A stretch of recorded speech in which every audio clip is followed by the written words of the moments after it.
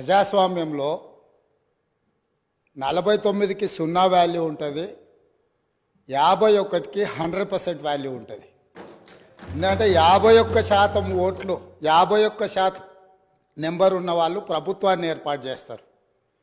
49% ఉన్న వాళ్ళు ప్రతిపక్షంగా కూర్చొని ప్రభుత్వం తీసుకునే పరిపాలనలో నిర్ణయాలను, శాసనాలను సహేతుకంగా విశ్లేషించి సలహాలు, సూచనలు ఇస్తారు. ఆ స్పిరిట్ను తీసుకోవాలి తప్ప వాళ్ళు 64 ఉన్నారు, మేము 39 మంది ఉన్నాం, మేము అచ్చోసిన ఆంబోతుల్లాకున్నాం, మేము పోడియంలోకి వచ్చి కుస్తీలు కొట్లాడతాం, ఈ రకమైన భాష వారి గౌరవానికి కానీ ఈ సభను నడిపించుకోవడానికి కానీ సహకరించదు. రెండవ అంశం, పదే పదే గత పాలన గురించి, గత ప్రభుత్వాల గురించి నా రిప్లై కోసం వారు తహతహలాడుతున్నారు.